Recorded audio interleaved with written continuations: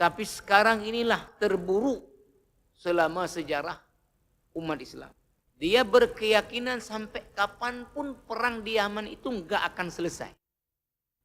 Umat Islam ini sejak terbunuhnya Umar bin Khattab sebagai pintu pemersatu umat, yang kata Huzaifah kemudian dipecahkan, bukan dibuka. Sehingga kalau dipecahkan, berarti dia enggak bisa ditutup lagi. Ya Allah, Ya Rahman, Ya Allah, Ya Rahim. Bahwa di antara tanda mendekatnya juga kiamat adalah ketika bangsa-bangsa lain itu apa kita sebut ya, mencengkram umat Islam ini. Ketika bangsa-bangsa lain sudah menguasai umat Islam sehingga mereka yang setel umat Islam ini di bawah setelan mereka, di bawah pengaruh mereka. Lalu disebutkan lagi oleh Rasulullah kemudian, pada waktu itu juga Allah Subhanahu wa taala akan mencabut dari hati-hatinya orang-orang tadi non-muslim atau bangsa-bangsa non-muslim, itu akan dicabut rasa takut kepada kalian. Rasa takut kepada kalian. Kita banyak, tapi karena tidak berdaya, jadi sama sekali tidak ditakuti. Sama sekali tidak diperhitungkan. Ya pernah orang-orang Nasrani, Yahudi, ateis itu bersatu untuk kemudian menghancurkan daulah Islamiyah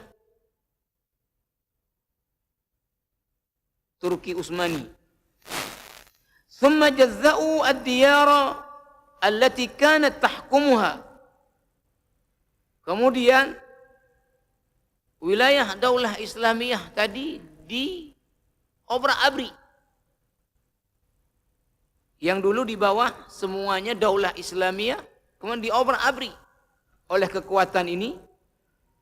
Wa taqasamu diyaral muslimin fima bainahum.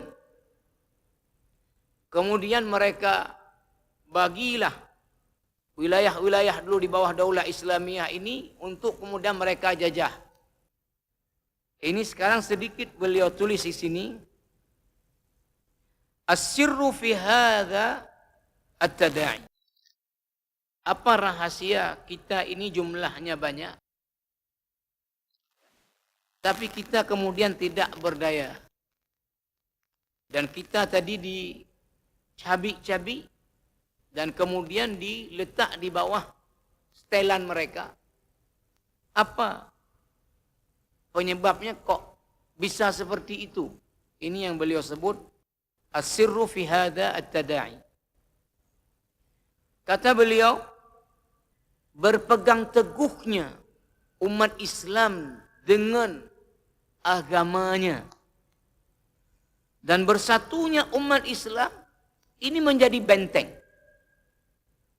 Menjadi benteng dalam menghadapi tadi macam-macam keinginan tadi dari pihak-pihak lain untuk menghancurkan Islam.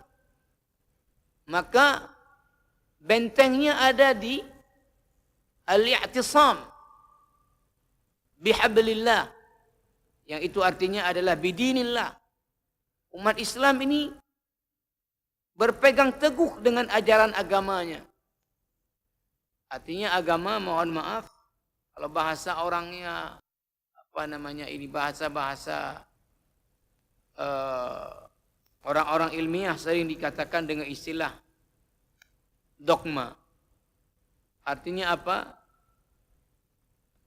Bahwa nilai-nilai agama itu ada di dalam kitab, tapi tidak wujud dalam amalan.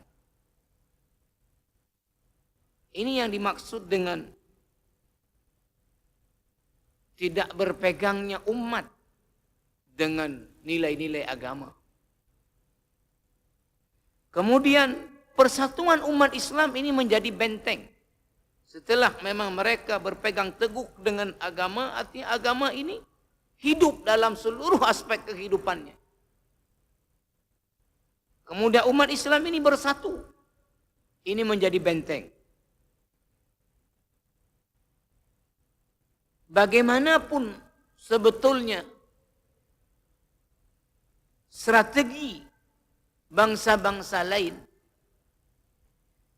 dan kehebatan kekuatannya itu tidak akan bisa untuk tadi membuat umat Islam ini di bawah cengkraman mereka, selama sebetulnya umat Islam ini berpegang teguh dengan ajaran agamanya, kemudian bersatu.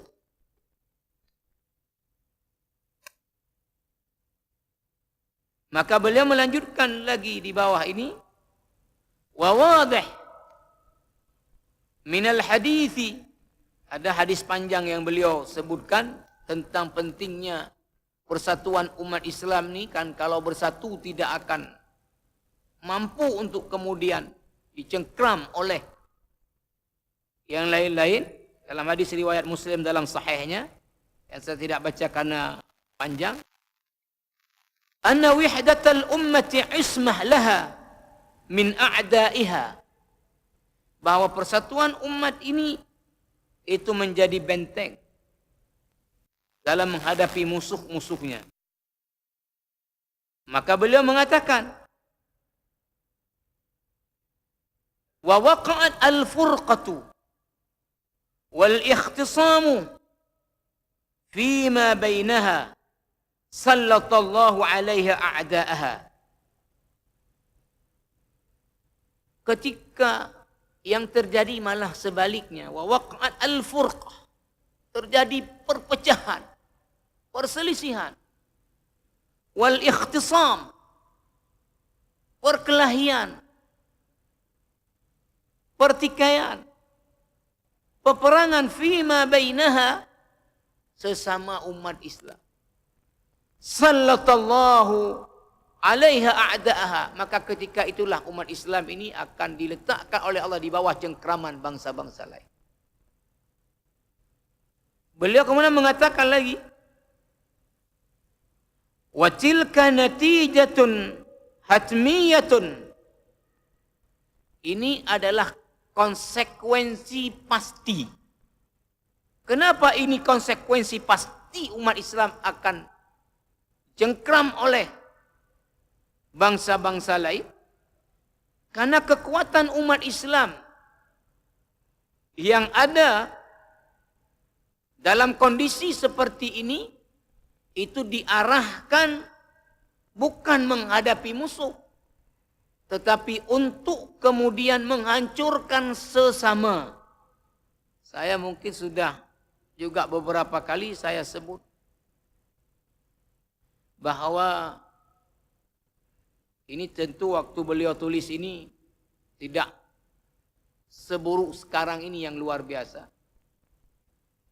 Saya katakan bahwa umat Islam ini sejak terbunuhnya Umar bin Khattab sebagai pintu pemersatu umat, yang kata Huzaifah kemudian dipecahkan, bukan dibuka. Dalam kitab ini juga dijelaskan. Sehingga kalau dipecahkan, berarti dia nggak bisa ditutup lagi. Tapi kalau dibuka, tinggal tutup ulang. Ini bukan dibuka, dipecahkan. Maka sejak Umar bin Khattab sebagai pintu pemersatu umat ini, maka sudah mulai terjadi perpecahan di zaman Utsman bin Affan. Lalu kemudian terus. Tapi sekarang inilah terburuk selama sejarah umat Islam. Saya merebutkan juga di sini berkali-kali. Sekarang di Teluk, ya, itu luar biasa umat Islam sesama Muslim. Apa yang terjadi sekarang, misalnya di Yaman, udah hancur semuanya. Udah kelaparan, berapa banyak orang mati kelaparan. Itu jelas-jelas. Kalau di Yaman mungkin, ya, wallahu a'lam, kalau kemudian ada tentara bayaran yang dipakai, ya kita tidak tahu. Tapi kalau zahir kita lihat, apa yang terjadi kalau di Yaman, mungkin semuanya, kecuali tadi kita katakan kalau ada dari Afrika yang bayaran, ya, itu Muslim sesama Muslim. Karena Houthi yang ada di Yaman, ya semuanya kalau ini adalah Muslim. Atau siapapun yang kemudian juga katakanlah berkoalisi dengan Houthi adalah orang-orang Muslim. Kemudian koalisi pimpinan Saudi Arabia juga semuanya dari negara-negara Islam dan Muslim semua, kecuali tadi mungkin yang disewa. Kan sangat buruk kondisi di Yaman sekarang ini, sangat buruk. Mungkin tidak ada kondisi di dunia ini yang sekarang terburuk seburuk yang ada kondisi seperti di Yaman. Karena peperangan yang begitu luar biasa lama sudah. Saya pada waktu Mei yang lalu, tahun lalu, yang saya ikut di Tunis, pelatihan tentang hukum humaniter internasional. Ada sebetulnya beberapa, mungkin tidak salah saya, mungkin ada 3 dari Yaman, tapi yang agak dekat dengan saya dan saya sering diskusi. Dia dulu adalah penasehat hukumnya Ali Abdullah Saleh, Presiden Yaman sebelum terguling. Tapi Ali Abdullah Saleh ini, dia walaupun nama sebetulnya Ali Abdullah Saleh, semuanya Ali, nama sahabat, Abdullah, luar biasa juga, Saleh lagi. Tapi sesungguhnya dia ini adalah ya orang-orang sekuler, walaupun namanya seperti kita sebut tadi. Dia ini penasehat hukum karena dia adalah lawyer, orang ahli hukum. Sekarang dia tinggal di Oman, jadi pengungsi. Dia beberapa kali menampakkan ke saya fotonya di samping Ali Abdullah Saleh. Maka dia kemudian mengatakan, di antara yang dia sebutkan bahwa dia berkeyakinan sampai kapanpun perang di Yaman itu enggak akan selesai. Enggak akan selesai. Kalau diselesaikan dengan perang. Ya Allah.